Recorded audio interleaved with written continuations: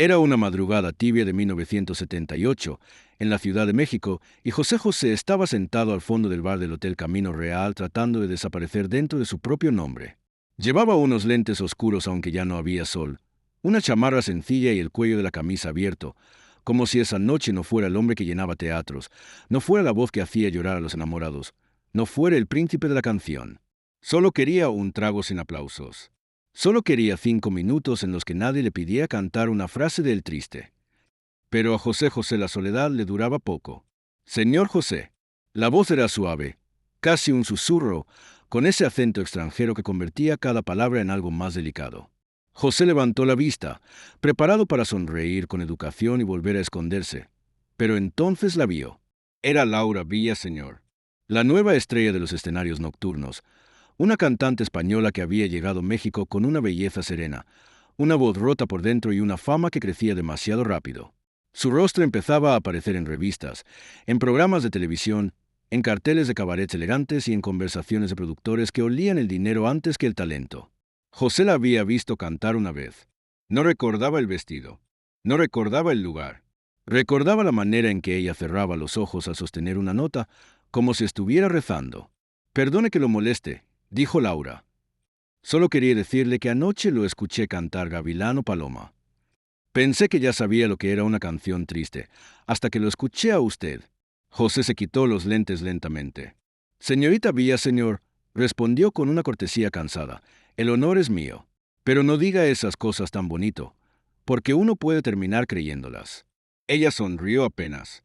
Tal vez debería creerlas más seguido. José señaló la silla frente a él. ¿Está sola?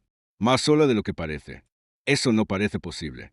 Laura se sentó sin pedir permiso, como si llevara años conociéndolo. Usted también está solo, dijo ella. Solo que todos creen que una ovación es compañía. José bajó la mirada hacia su vaso. Esa frase le dolió porque era cierta. Hablaron durante horas. De la música, de los aplausos que no calientan una cama, de los camerinos llenos de gente donde nadie pregunta de verdad cómo estás. José descubrió que Laura no era solamente una mujer hermosa con buena voz. Era inteligente, orgullosa, herida. Había dejado Madrid persiguiendo una oportunidad y había encontrado en México un país que la abrazaba con una mano y con la otra le cobraba el abrazo. Ella le contó que no soportaba a los hombres que la miraban como inversión. Él le confesó que a veces sentía que su garganta ya no le pertenecía, que era propiedad del público, de las disqueras, de los empresarios, de cualquiera menos de él. A las 3 de la mañana, cuando el bar estaba casi vacío y los meseros fingían no reconocerlos, Laura se puso de pie. Me voy antes de que la noche nos haga decir cosas que mañana no sepamos sostener. José sonrió con tristeza. A mí la noche ya me ha hecho decir demasiadas cosas. Ella le tendió la mano. Entonces no diga nada. Solo recuerde que por unas horas fue usted, no el príncipe de nadie. José tomó su mano y supo, con ese miedo que llega antes del amor verdadero, que algo había empezado. Lo que José no sabía todavía era que Laura no estaba libre. No completamente. No de la forma en que una mujer debe estarlo para elegir a quién amar. Detrás de su carrera, de sus contratos, de sus apariciones en televisión y de sus permisos de trabajo, estaba la sombra de don Ernesto Valladares, un empresario de espectáculos con suficiente poder para levantar artistas o sepultarlos. Un hombre que financiaba giras, compraba silencios, controlaba escenarios y trataba a las personas como si fueran propiedades con brillo. Y Laura, para él, era su descubrimiento, su inversión, su trofeo. José José, el hombre que le cantaba al amor imposible, acababa de entrar sin saberlo en el más peligroso de todos. Los encuentros comenzaron poco después. Primero fueron casuales. Una coincidencia en un pasillo de Televisa. Un café rápido después de una grabación. Una llamada que empezaba con pretextos profesionales y terminaba en silencios largos, de esos que dicen más que cualquier confesión. Después dejaron de fingir. Se veían en restaurantes pequeños de la colonia Roma, en calles tranquilas de San Ángel, en camerinos vacíos cuando la función ya había terminado. A veces caminaban por Chapultepec muy temprano, antes de que la ciudad recordara quiénes eran. José se enamoraba con una mezcla de alegría y terror. Laura no le pedía contactos, no le pedía duetos, no le pedía que la llevara a programas. No lo miraba como carrera, ni como escalera, ni como leyenda. Lo miraba como hombre. Y eso, para José, era más peligroso que cualquier escándalo. ¿Por qué sigues aquí? Le preguntó una tarde mientras caminaban por un mercado de Coyoacán. Podrías regresar a España, cantar en Europa, alejarte de todos estos lobos. Laura se detuvo frente a un puesto de flores. Tocó una gardenia blanca. Porque México me dio algo que no tenía ya. ¿Fama? Ella negó con la cabeza. Una oportunidad de empezar de nuevo. En España yo era la hija de una familia rota, la muchacha que cantaba en bares para pagar deudas. Aquí, por un momento, creí que podía inventarme otra vida. José la miró con ternura. ¿Y la inventaste? Laura levantó los ojos. Contigo sí. Contigo no tengo que inventar nada. José compró todas las gardenias del puesto.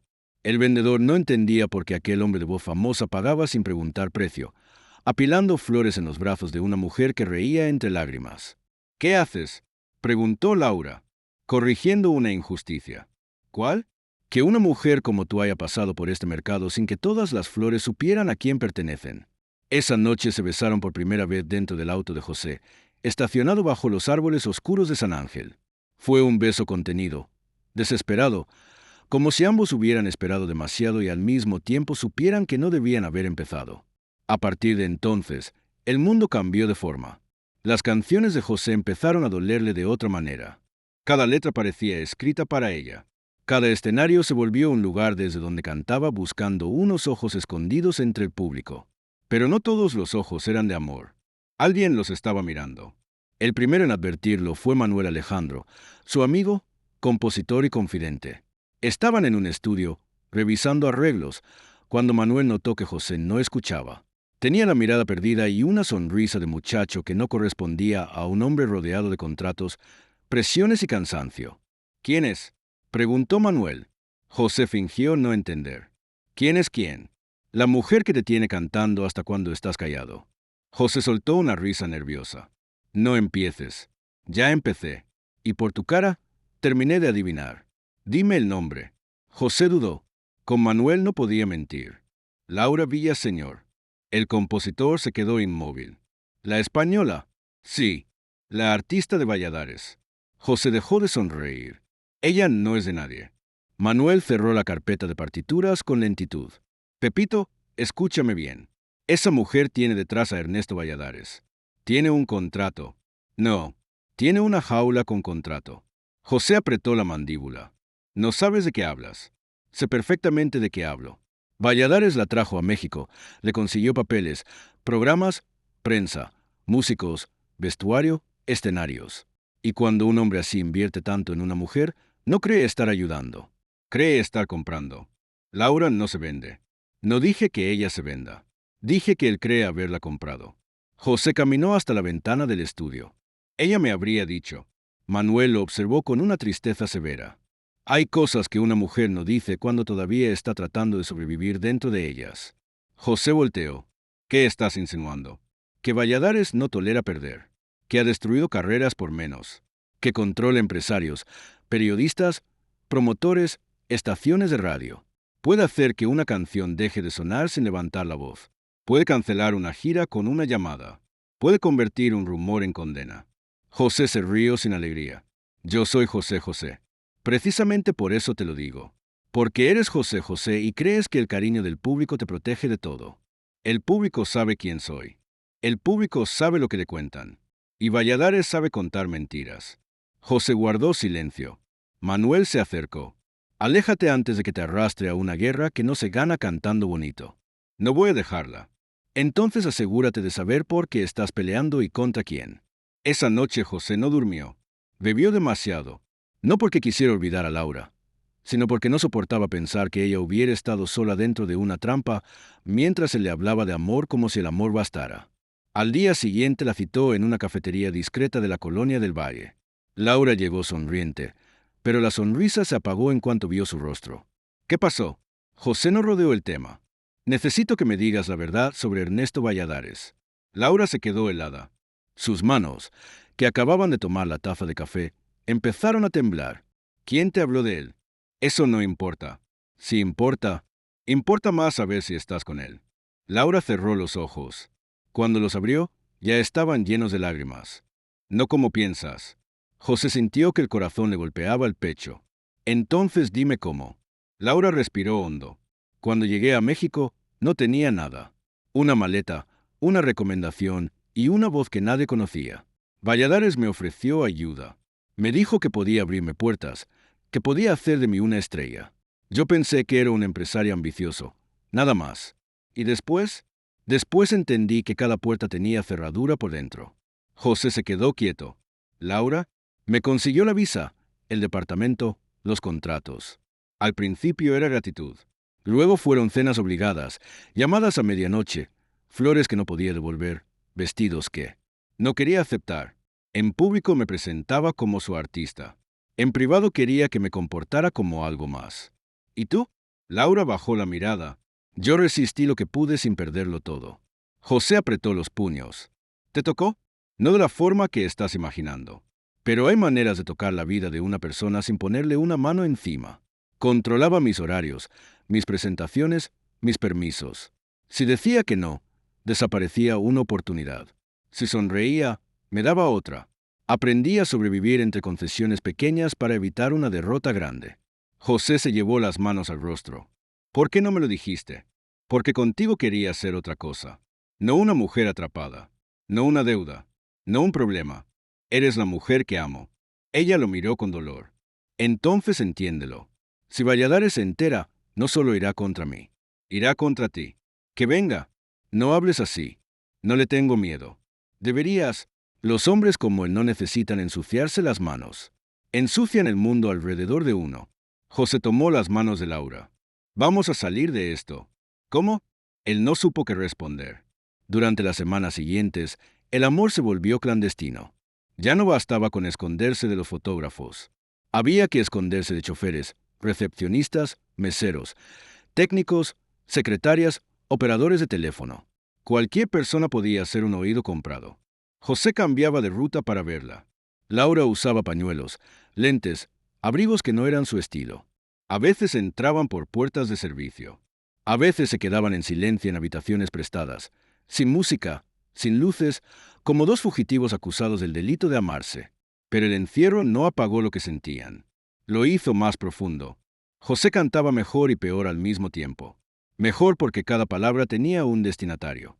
Peor porque el miedo le cerraba la garganta antes de salir al escenario. Manuel lo notó enseguida. Una tarde, después de un ensayo particularmente difícil, lo encerró en un camerino. Esto te está rompiendo. José se sirvió agua, aunque sus manos pedían otra cosa. No exageres. Estás llegando tarde, estás bebiendo antes de cantar, estás mirando a todos lados como si esperaras un golpe. José soltó una carcajada amarga. Quizás porque viene. Entonces haz algo inteligente. ¿Cómo qué? ¿Dejarla? No. Dar la cara. Si la amas, sáquela de las sombras. José negó. No puedo. Todavía hay contratos, permisos, compromisos. Y si lo hago público, Valladares la destruye primero a ella. Ya la está destruyendo. Antes de que José respondiera, tocaron la puerta. Un asistente asomó la cabeza, nervioso. Señor José, hay un hombre afuera. Dice que viene de parte de don Ernesto Valladares. El silencio cayó como una cortina pesada. Manuel miró a José. José dejó el vaso sobre la mesa. «Que pase. Pepito, que pase». Entró un hombre de traje oscuro, cabello perfectamente peinado y ojos sin temperatura. No parecía un matón. Parecía algo peor, un hombre acostumbrado a obedecer órdenes terribles sin perder la buena educación. «Señor José», dijo, «mi nombre es Ramiro Salcedo. Don Ernesto me pidió saludarlo personalmente». José no se levantó. «¿Qué quiere Valladares?» Ramiro sonrió. «Hablar de música, de futuro, de prudencia». Manuel cruzó los brazos.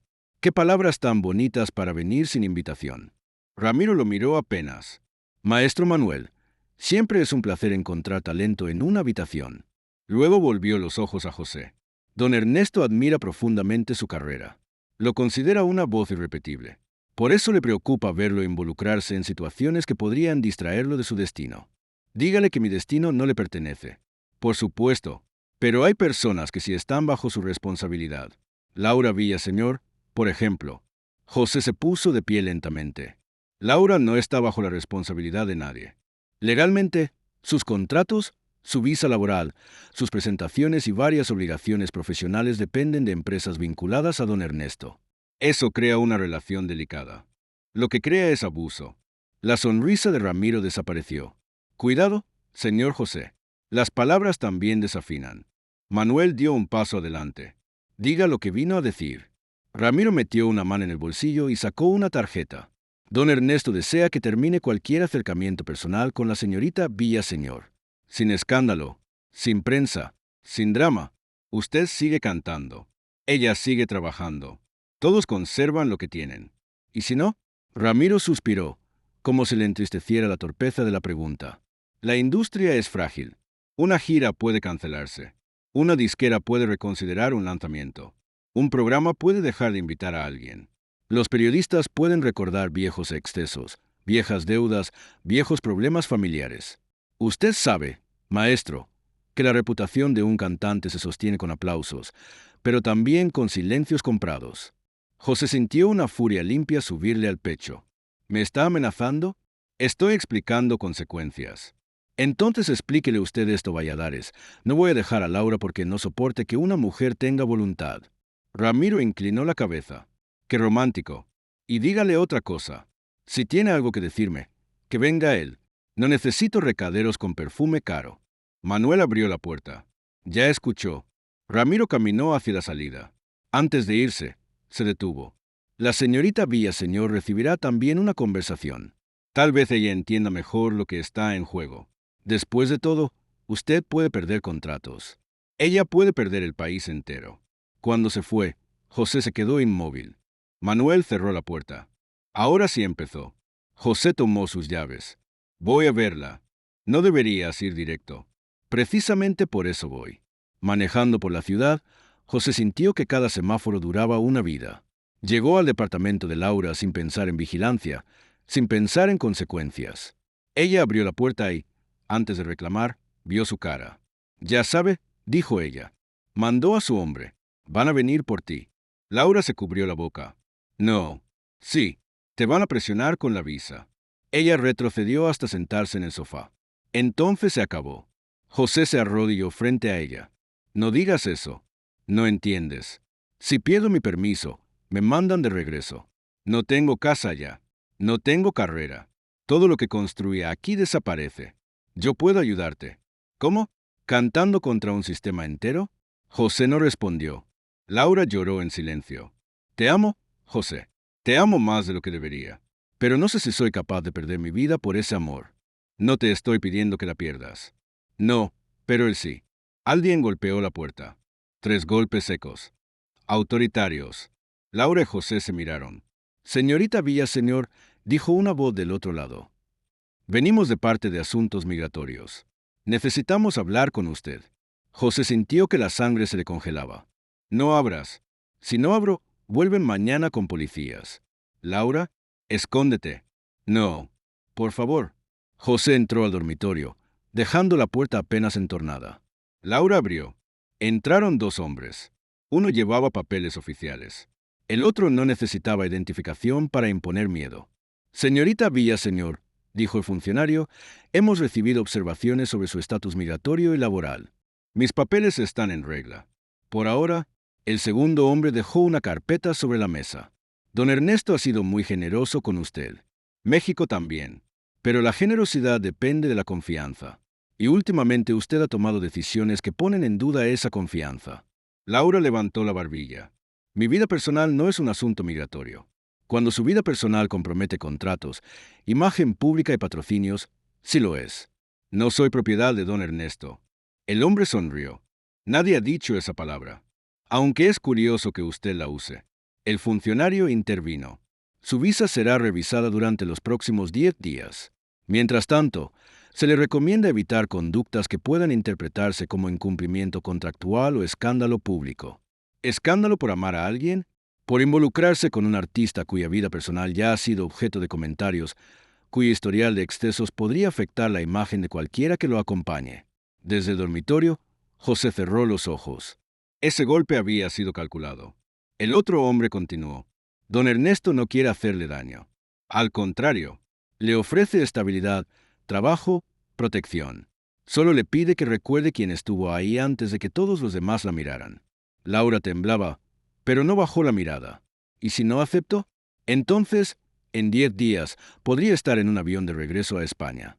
Sin contratos, sin cartas de recomendación, sin posibilidad de volver a trabajar aquí. Laura respiró como si le faltara el aire. Necesito pensar. Tiene una semana. El hombre dejó una tarjeta sobre la mesa. Elija bien. Hay amores que cantan muy bonito, señorita, pero no pagan la renta ni detienen una deportación. Cuando se fueron, José salió del dormitorio. Laura cayó en sus brazos. No puedo, susurró. No puedo contra esto. José la sostuvo con fuerza. No estás sola. Eso no basta. Va a bastar. ¿Cómo puedes prometerlo? José no sabía, pero la abrazó como si la promesa pudiera fabricarse con los brazos. Esa misma noche fue a casa de Manuel. El compositor abrió la puerta antes de que tocara por segunda vez. Al ver el rostro de José, no preguntó si había pasado algo. Lo hizo entrar, sirvió café fuerte y esperó. La amenazaron, dijo José. Una semana. Si no me deja, revisan su visa y la mandan de regreso. Manuel se frotó los ojos. Entonces tenemos menos tiempo. ¿Para qué? Para encontrarle miedo a Valladares. José soltó una risa amarga. Ese hombre no tiene miedo. Todos tienen. Solo hay que encontrar dónde lo esconden. Durante los días siguientes, Manuel se movió en silencio. Llamó a periodistas que le debían favores, a músicos que habían trabajado para Valladares, a contadores que sabían demasiado, a secretarias que habían visto documentos, a antiguos artistas que habían sido abandonados cuando dejaron de producir dinero. José, mientras tanto, intentó cantar, pero cada nota le salía con una grieta. En un ensayo de televisión olvidó una entrada. En una entrevista respondió con monosílabos. En un concierto, antes de cantar lo pasado, se quedó mirando el micrófono como si fuera una sentencia. El público aplaudió igual. El público siempre aplaudía. Pero José supo que algo dentro de él estaba rompiéndose. Laura no llamó durante 4 días. Ese silencio fue peor que cualquier amenaza. Al quinto día, Manuel lo citó en su casa. Cuando José llegó, encontró la mesa cubierta de papeles, recibos, fotografías y copias de contratos. Manuel tenía el rostro de alguien que no ha dormido, pero ha ganado una batalla. ¿Lo encontré? José se acercó. ¿Qué es? Valladares ha estado desviando dinero de giras benéficas durante años. Conciertos anunciados para hospitales, fundaciones, damnificados. Parte del dinero llegaba. La otra parte pasaba por empresas fantasma. José tomó una hoja. Esto es grave. Hay más. Usó a varios artistas para firmar documentos sin explicarles nada. Si esto sale, no solo lo investigan, lo abandonan los patrocinadores, los políticos, las televisoras. Nadie quiere estar cerca de un hombre que roba en nombre de niños enfermos. José palideció. ¿Es comprobable? Manuel señaló una carpeta. Copias de transferencias, cartas, recibos alterados, el testimonio de su antiguo contador. Está dispuesto a hablar si algo nos pasa. ¿Cómo conseguiste todo esto? Con paciencia, dinero y gente que odia más a Valladares de lo que le teme. José se sentó. Entonces lo vamos a amenazar. No. Vamos a hacer que entienda que destruirte le costaría demasiado. Eso es una amenaza. Llámalo afinación de fuerzas. Esa tarde, Manuel pidió una reunión privada con don Ernesto Valladares. La respuesta llegó en menos de una hora. Los recibiría esa noche en su casa de las Lomas. José y Manuel llegaron juntos. La residencia parecía construida para intimidar. Rejas altas, guardias discretos, jardines demasiado perfectos, salones donde cada objeto decía que el dueño podía comprarlo todo. Valladares los esperaba en un estudio amplio, vestido impecablemente, con una copa de coñac en la mano. Ramiro Salcedo estaba detrás de él. José, dijo Valladares con voz cordial. El príncipe en mi casa. Esto sí merece una canción. José no respondió. Manuel puso la carpeta sobre el escritorio. Venimos a resolver esto sin escándalo. Valladares miró la carpeta y luego a Manuel. Los compositores siempre tan dramáticos. Ábrala. No recibo órdenes en mi casa. José habló entonces. Ábrala, don Ernesto. La voz de José no fue alta. No lo necesitaba. Valladares dejó la copa sobre la mesa y abrió la carpeta. Leyó en silencio. A medida que avanzaba, la sonrisa desapareció de su rostro. Pasó una hoja, luego otra más. Ramiro intentó acercarse, pero Valladares levantó una mano para detenerlo. Finalmente cerró la carpeta. ¿De dónde sacaron esto? Manuel respondió. de lugares donde todavía queda gente con memoria. Esto es robo. No. Robo es cantar por niños enfermos y quedarse con el dinero. El rostro de Valladares se endureció. Podría hundirlos esta noche. José dio un paso adelante. Y mañana esa carpeta estaría en 3 redacciones, en una oficina de Hacienda y en manos de los patrocinadores que usted engañó. Nadie les creería. A mí quizá no, dijo José. Pero a los documentos sí. Valladares lo miró con desprecio. Todo esto por una mujer. José sostuvo la mirada. No, por una persona. Usted debería aprender la diferencia. Hubo un silencio largo. La casa entera pareció contener la respiración. ¿Qué quieren?, preguntó Valladares al fin. Manuel habló con calma. Que deje en paz a Laura Villaseñor. Que retire cualquier presión migratoria. Que respete sus contratos o los libere sin castigo. Que no toque la carrera de José. Que no toque su nombre, sus giras, sus canciones, su familia. Valladares se rió por lo bajo. Y a cambio ustedes guardan silencio. A cambio nadie pierde más de lo que ya perdió. El empresario caminó hasta la ventana.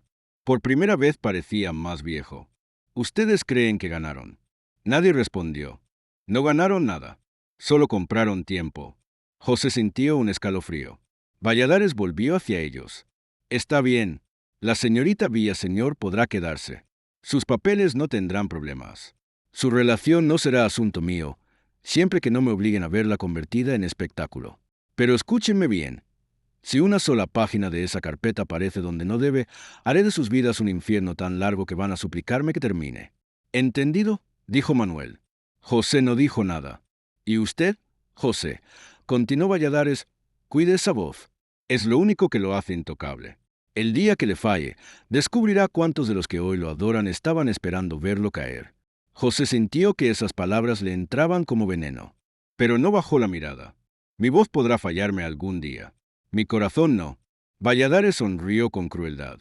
Eso dicen todos antes de romperse. Salieron de la casa sin hablar. Ya en el coche, Manuel soltó el aire que llevaba reteniendo desde la entrada. Lo logramos. José miró por la ventana. No, Laura lo logró sobreviviendo hasta hoy. Nosotros apenas quitamos una piedra del camino. Fue directo al departamento de ella. Laura abrió con los ojos hinchados de no dormir. Mañana tengo que dar mi respuesta, dijo antes de que él hablara. José tomó su rostro entre las manos.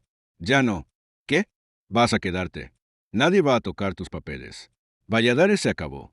Laura lo miró incrédula. ¿Qué hiciste? Lo necesario. José, no me pidas detalles. Solo necesito que sepas una cosa. Eres libre. Laura se quebró. Lloró con todo el cuerpo, como si hubiera estado sosteniendo el miedo durante años y por fin pudiera soltarlo. José la abrazó en medio de la sala, rodeado de la ciudad que seguía rugiendo afuera, ignorante de que 2 personas acababan de recuperar el derecho a respirar. Durante los meses siguientes vivieron una felicidad cuidadosa. No hicieron declaraciones. No posaron para revistas. No buscaron convertir el amor en noticia. Pero dejaron de esconderse como delincuentes. Cenaban en lugares discretos. Viajaban cuando sus agendas lo permitían. Laura comenzó a cantar con más fuerza, como si cada presentación fuera una prueba de que su voz le pertenecía. José volvió a sonreír en los ensayos. Volvió a cantar con el pecho abierto. A veces, antes de salir al escenario, Laura le acomodaba el cuello del saco y le decía: «No cantes para todos. Canta para uno solo y deja que los demás escuchen». Él obedecía. Y el público no sabía que muchas de esas noches, detrás de cada nota perfecta, había una mujer escondida entre sombras, recibiendo canciones como cartas. Pero el destino no siempre destruye de golpe.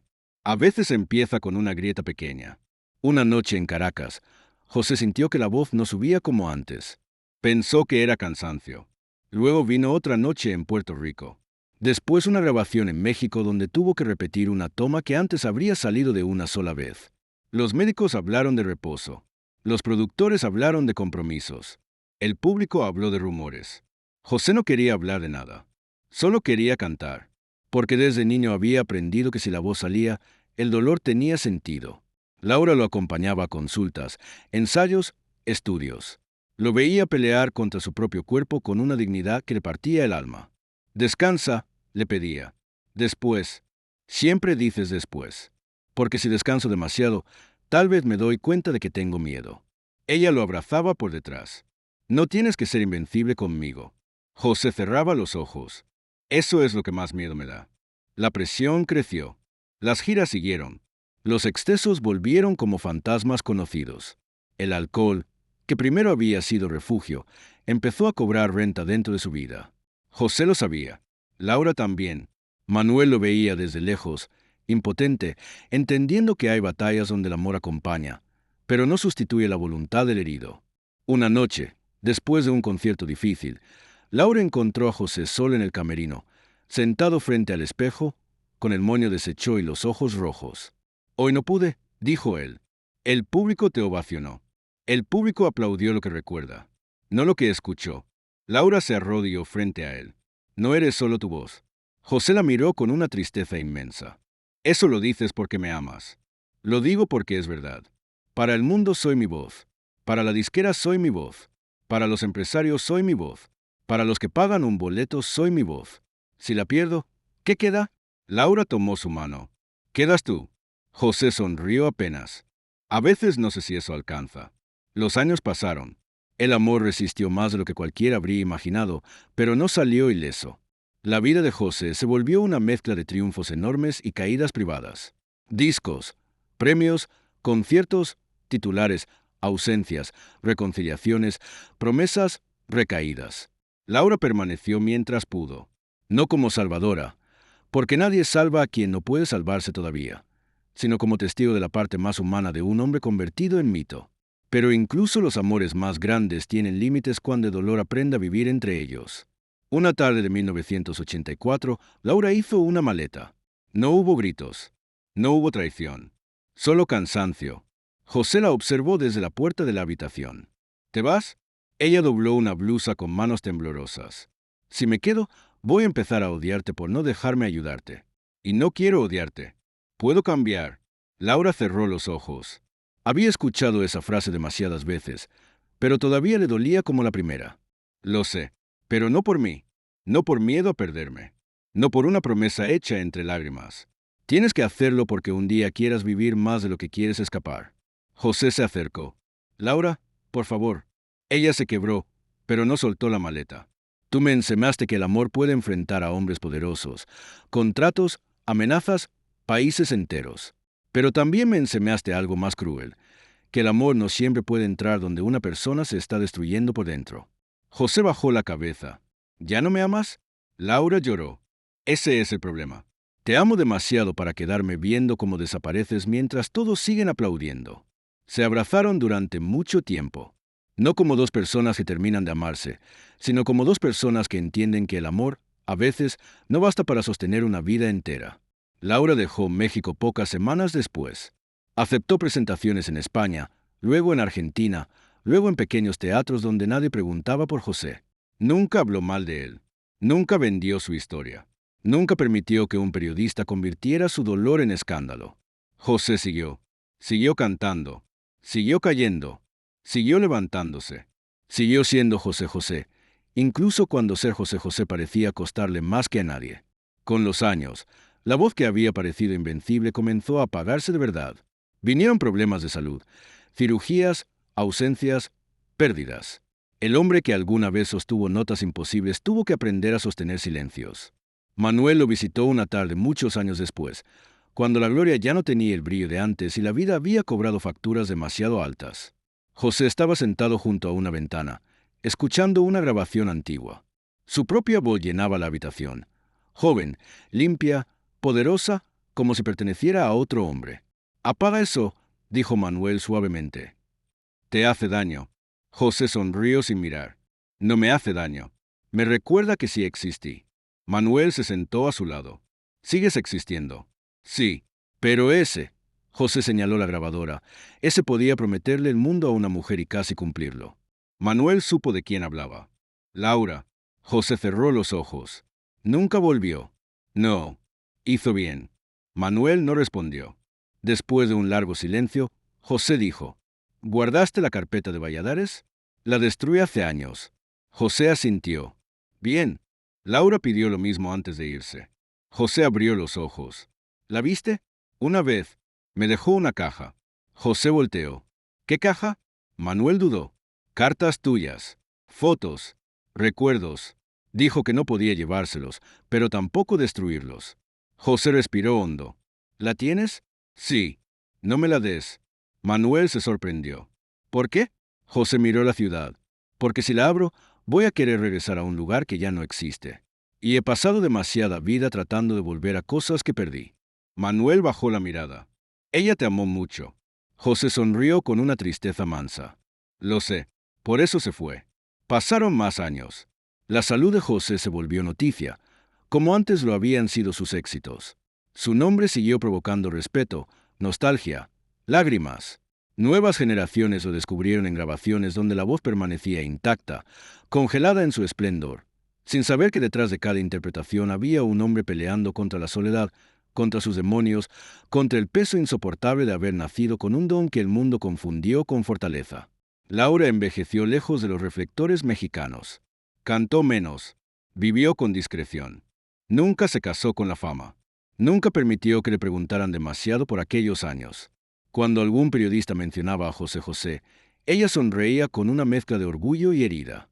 Fue el mejor cantante que escuché en mi vida, decía. Y no añadía más. El 28 de septiembre de 2019, José José murió lejos del país que lo había convertido en leyenda. México lloró como se llora a alguien que parece haber estado siempre en la casa de todos. Sonaron sus canciones en taxis, mercados, estaciones de radio, cocinas, cantinas, salas familiares. Gente que nunca lo conoció sintió que perdía a un pariente. Hombres que no lloraban lloraron. Mujeres que habían amado con sus canciones volvieron a ser jóvenes por 3 minutos. El país entero entendió que no se había ido solo un cantante, sino una forma de sentir. Laura recibió la noticia en Madrid. Tenía el cabello blanco y las manos más frágiles, pero al escuchar su nombre en la televisión volvió a ser aquella mujer del bar, aquella que se sentó frente al cuando todavía intentaba esconderse del mundo. No lloró al principio. Se quedó quieta. Después caminó hasta un armario. Sacó una caja pequeña que Manuel le había enviado años antes, tras comprender que ninguno de los dos protagonistas de aquella historia volvería a reclamarla en persona. Dentro estaban las cartas, las fotografías, una gardenia seca entre papel de seda, una servilleta del Camino Real con una frase escrita por José.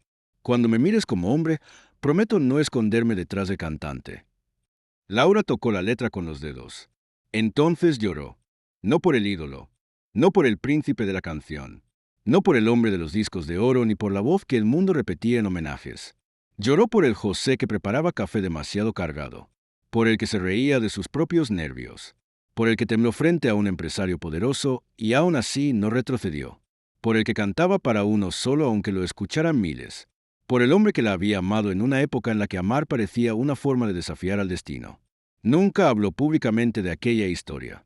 No dio entrevistas. No escribió memorias. No corrigió rumores. Guardó ese amor como se guardan las cosas sagradas, no por vergüenza, sino por respeto.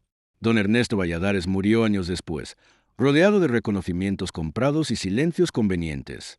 Los documentos que pudieron destruirlo ya no existían. Su nombre quedó en archivos de la industria, en fotografías con artistas, en placas de eventos benéficos. Nadie supo cuánto miedo provocó ni cuántas vidas intentó manejar como contratos.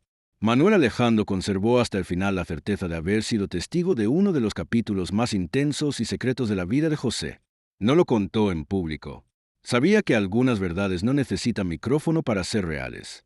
Hoy, cuando suena la voz de José José, la gente escucha dolor, elegancia, derrota, deseo, ternura. Escucha al cantante que parecía conocer todas las formas del amor antes de vivirlas.